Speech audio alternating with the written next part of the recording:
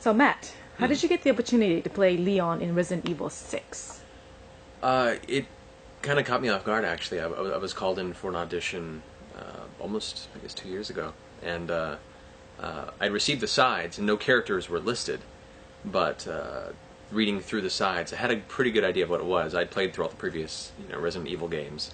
And so it was very exciting and intimidating, because having known this character for so long, and to have this opportunity was an incredible possibility. And so I just went in for the audition, got to do a couple passes in the character, a couple different takes on it, and I didn't realize it was for Resident Evil 6 or anything on that scale. So it was an unexpected opportunity that turned into something much better than I could hope for. So a lot of hard work and a little bit of luck. How is it to play such a popular character like Leon? It's intimidating. It's really cool. Like, he's just a really awesome character, very dynamic, and there's a lot of intricacy to his personality. Like all the other characters in Resident Evil, but his in particular follows this duality between doing what's right and doing what's the moral thing for himself and his own personal sense of honor, and what is right for the situation, and the two don't always mingle. So I think of all the characters, he has the strongest moral compass, and really has a hard time deciding which is better for the overall circumstance, what's better for what feels right to him. And that to me was a very interesting part to play, but at the same time, because there's such a long history with the character and such a long lineage of previous talented voice actors, it was a lot to step into. Really big shoes, a really big fan base of ravenous Resident Evil fans that are all, judging this change and what I can bring to the character. So it was a little intimidating, but very exciting, because I've had a love for the character for so long. So to have the opportunity to go ahead and give my spin on that, and really kind of help his transition into this new story with my own touch, was a great opportunity, and I'm really excited to see what people think about it. Do you know the work of other Leon's voice actors, like Paul Haddard and Paul Mercier? I do, actually. Well, the first Paul, I'm the first person to break the Paul chain, apparently. I played the first game, Resident Evil 2, and so that was my first introduction to the character. So of course that immediately flavored the kind of the young, bright-eyed, but still trying to keep his lack of experience from getting in the way of getting things done for the first game. Paul did a great job getting that across, Paul Haddad. But Resident Evil 4 was where I really fell in love with the character, as I'm sure a lot of you had the same circumstance. And I was lucky enough to become friends with Paul Mercier many years ago, working on just simultaneous voiceover projects and mocap gigs and things. And he's an incredibly awesome guy, and I love what he brought to Leon as a character. So stepping into the role of Leon after that lineage, that bloodline, was a little... I had to make sure that I did honor and justice to the character from what they brought to it beforehand, as well as bringing my own take onto it. So I love their work, and I'm very familiar with it, and it's definitely influenced greatly the way I approach the character, and I wanted to make sure that it wasn't an entirely new experience. It was still the Leon that everybody knew and loved from the very beginning.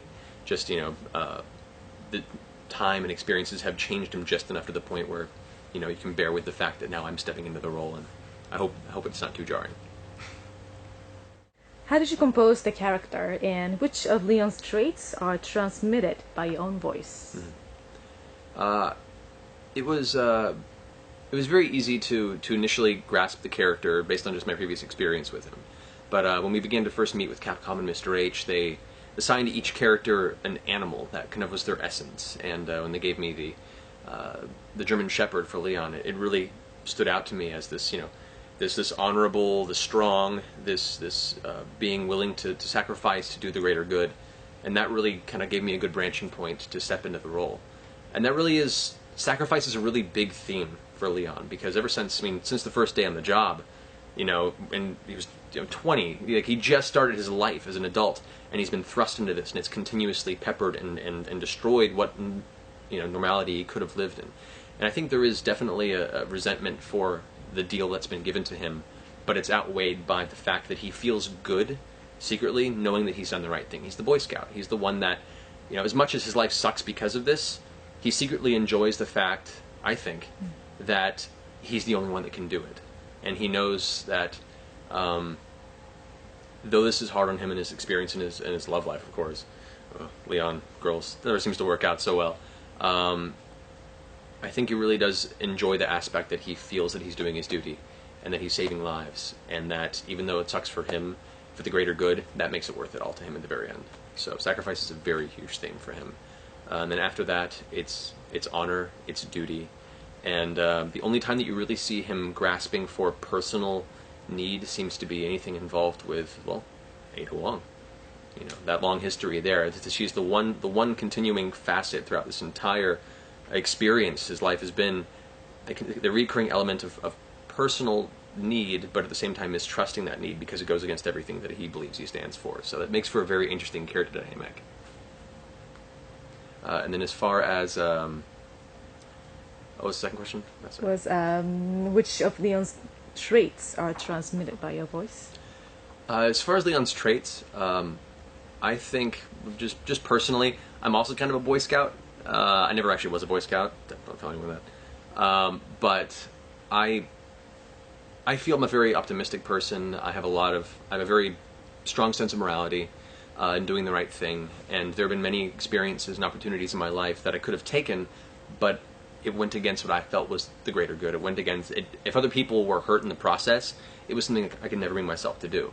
And so I think a lot of that honesty and a lot of that just inherent good attitude really, I hope, comes through in the Leon character, because that's one thing that me and him really strongly share. The sense of duty and honor, of course.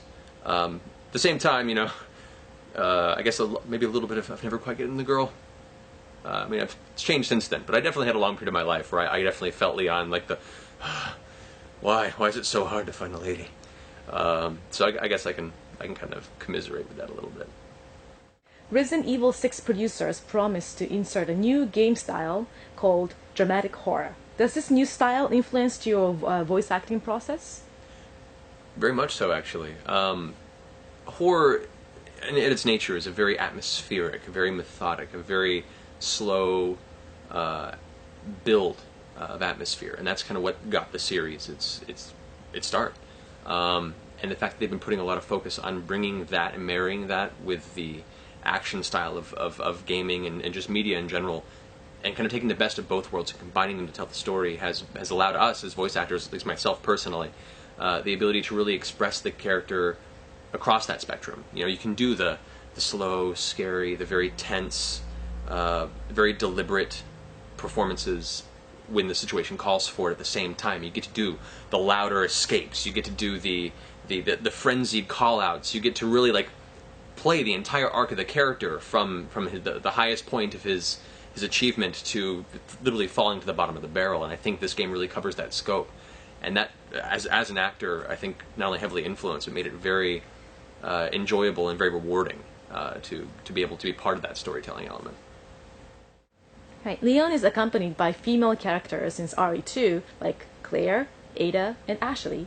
How is his relationship with women in RE6? Leon's relationship with women is always a very interesting experience, because he wants to help. He genuinely does. And even if the situation seems very dangerous and stupid and like it's a total trap, if there is a woman who needs help, that he can't turn that down. That's his biggest instinct, really. Even if he knows it's a trap, even though it's a terrible idea, and the end of it, he'll feel better about himself knowing that at least he went through the motions as opposed to turning it down right for the off chance that it really was needed help. And so, bumping into Helena and how their dynamic begins, he's completely mistrusting. He has no reason to trust what she's doing, and he's been double-crossed many times in the past by women who've come into his life. So, even though he knows better, he wants answers. He's a seeker of knowledge. He needs to know the reasons and the answers for things, and she seems to be the only gateway. So he gets dragged into this, almost kicking and screaming, and through that develops a very interesting dynamic with Helena, which you'll get to experience in the game. But it's, you know, in previous games, he's very much been the protector. He's been the person to step in and kind of, you know, like with Sherry, who he runs into also in 6 as well. Of course, now she's more grown up and taking care of herself, apparently, which is kind of a fun dynamic for him to, you know, remember this little girl all of a sudden now is this grown woman working with the government and has her own protector, and there's that kind of tension between him and Jake as well. But this time with Helena, she's got this taken care of. So he see him kind of, I imagine him wanting to step into that protector role and then kind of not realizing she needs one at times, and that's where the teamwork element really comes in well. There is no imbalance to that duo. They're both on a level play field, and I think you'll find it pretty interesting. What can we expect from Resident Evil 6? Well, definitely the biggest Resident Evil yet. For me, what's cool is that so many of these different storylines that you've experienced all across the world and different characters that are all starting to really come together as it goes global. So you really get to see the first interactions between existing long time Resident Evil, lead characters and a bunch of new ones that all play into this intricately woven story. That's all placed and unveiled in a very cool, atmospheric, scary, intense horror experience. Like even just the bits of the game that I got to perform, let alone the ones I got to play as we progress through the production of the game, I'm really excited. I find that where 5 took a very action-oriented route, this definitely brings it more back to what made Resident Evil so incredible in the beginning, while still maintaining the really awesome, fun, and intense aspects of like 4 and 5's action gameplay circumstance.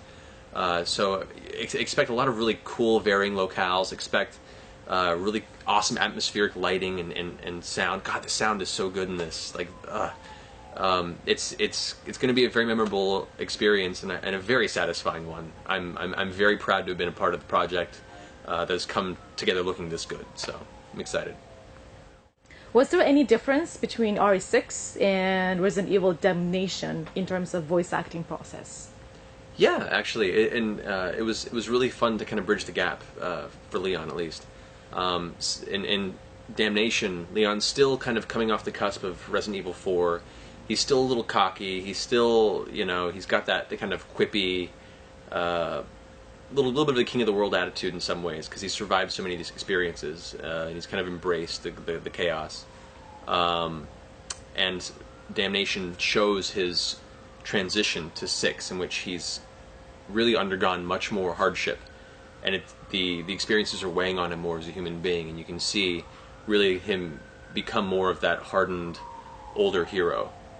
So being able to play that transition in Damnation and then really follow it through all of Resident Evil 6 allowed for a lot of really cool variation between the two projects and really marry that arc together for me as an actor. So it was a really cool and interesting and delightful experience. So what are your future projects? Future projects that I can talk about. I have to wonder about those NDAs. I'm working on producing and performing in a new web series coming up called Batgirl Spoiled, that follows the Stephanie Brown Batgirl from the DC Universe, and a lot of really talented people involved in that project. Other great voice actors like Tara Platt and Christopher Smith, Taliesin Jaffe, but it's live action, so you get to see them in fancy costumes and cool fight scenes. It's all being fight choreographed by Paradox Pollock, who worked on things like I Am Legend and Thor, and it's a really cool series that's debuting pretty soon, actually, so keep an eye out for that. Definitely have a bunch of cool characters coming up in the new World of Warcraft expansion, the Mists of Pandaria, so for all you WoW players out there, look forward to destroying me at many dungeons and checking my loot tables for hopefully shaman drops if you're a shaman, if not, too bad. Let's see, what else can I talk about? I have a Naruto anime coming up, a villain character that I don't think I can announce his name yet, but keep an eye out for that. A horror feature coming out, I believe it's being distributed pretty soon, called Dead Inside, in which I play a character named Malcolm Wagner, who's a South African exchange student, and things go horribly wrong. And it's a horror. It's fun. Death happens, like they do in horror. So keep an eye out for that as well. And then I have an animated series that's currently in pre-production that I co-created and wrote and performing in, called The Four. It's about the 4 horsemen of the apocalypse, getting a place in Pasadena and waiting for the world to end. So yeah, I mean those are all the main things off the top of my head right now. So I hope you run across them at some point in the near future and enjoy. Hey, all you Resident Evil fans in Brazil, just want to thank you very much for all your support and your excitement for this game. Really hope you enjoy it. I know you will. It's fantastic, and hope to be able to keep in touch with you guys via the web and all hopefully future elements of the Resident Evil franchise. So you all enjoy yourselves thoroughly and try and keep me alive, please. Dying's a little rough in this game.